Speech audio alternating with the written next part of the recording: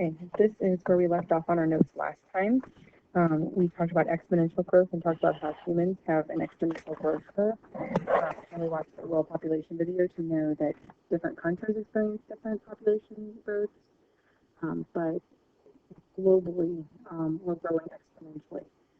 So far, humans have surmounted all of our limited resources. We have figured out ways to work around that. At some point, though, there is a concern that our population will go so great that we won't be able to come up with any plans to overcome the fact that there are limiting resources in the ecosystem.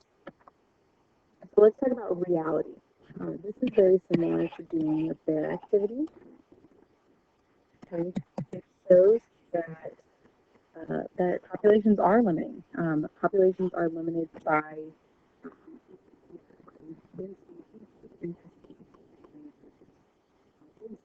or things like food, water, things that limit populations.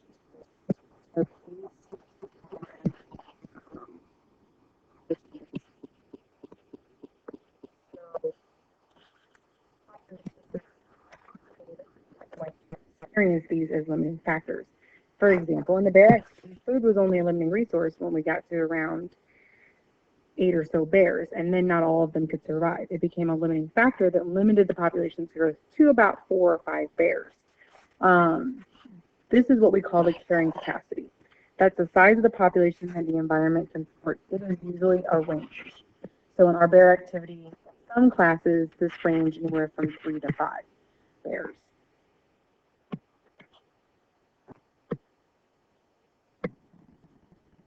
The growth rate will slow when the population nears the carrying capacity of its environment.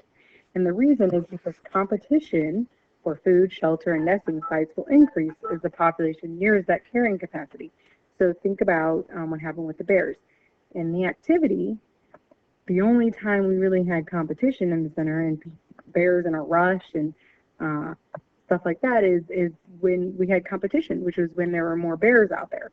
When there was only 1 or 2 bears, those bears weren't in a very big hurry. They knew they had time, they knew they had all the resources, and they were sure to get what they needed. But as we increased the population, that did not become as much of a reality. So this is what an actual logistic growth curve looks like. It rarely ever looks as perfect as that.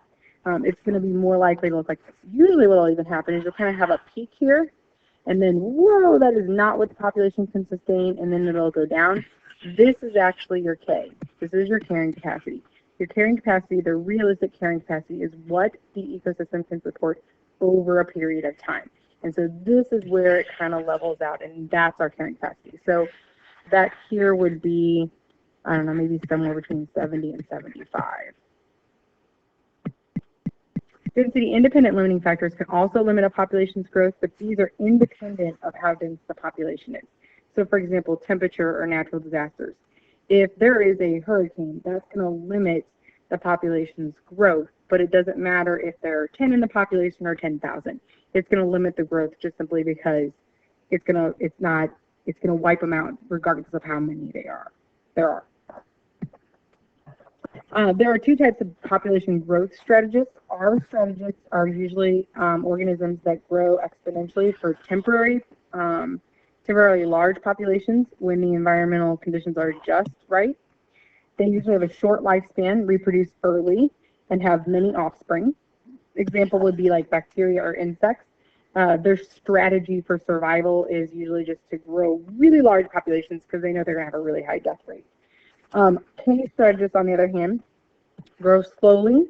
They have a smaller population size. They have a long lifespan. They're slow to mature and reproduce, and they reproduce later in life. Example would be like elephants and whales. So their strategy is to be really hardy and be able to survive really well because they don't have a lot of offspring. Whereas the R strategists just like to go for amount. They have a lot because then most will survive or enough will survive. So let's talk a little bit about how populations evolve. Now we've already talked about evolution a little bit, but I want to kind of revisit it now that we're talking about large populations. There's something called the Hardy-Weinberg principle, and it's a principle that states that the frequencies of the alleles, remember evolution is a change in alleles, and the population. The frequency of alleles in a population do not change unless evolution changes the population. These are the evolutionary forces, the things that drive evolution. One of them is mutations. As a source of genetic variation, not all mutations result in phenotype changes. Gene flow, we've talked about this before as well. Individuals move to another population and take their genes with them, or they come in and they introduce their genes into a new population, so immigration, emigration. Non-random mating, inbreeding increases the proportion of offspring that will be, or the alleles will be homozygous recessive. Usually homozygous recessive because most disorders are recessive, right? And so it'll increase the number of homozygous recessives in the population.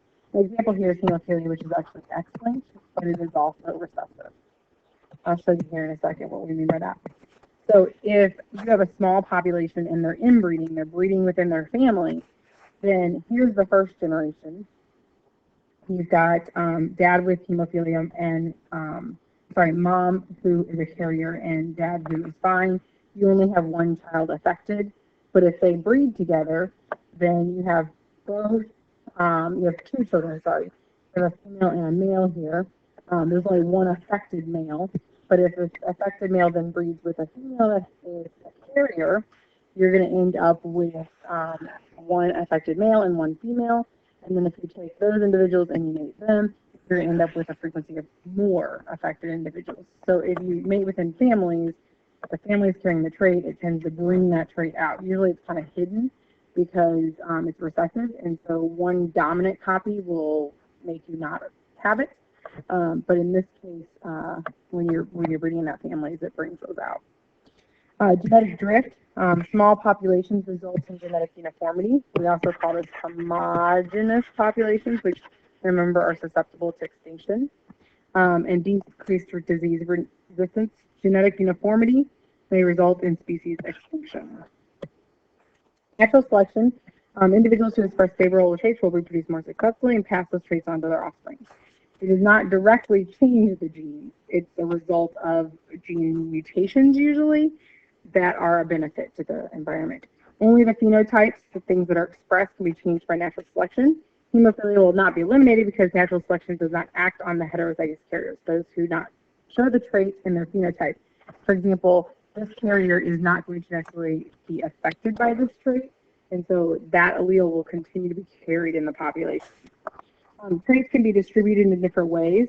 The first one's normal distribution. That's where everybody's kind of on a bell curve. Most of them are in the middle. And then there's directional selection with this. So this is the normal bell curve.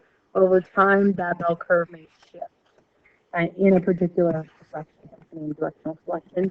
So for example, height. The average height is taller now than it used to be.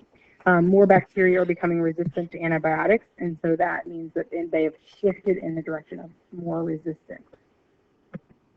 That's just a funny cartoon I have. I don't know if you think it's funny, but I think it's pretty funny. Okay, if you finish these notes, you can put them away, and then you can move on to the next activity that Ms. Urban has planned for you. I will see you all on Monday.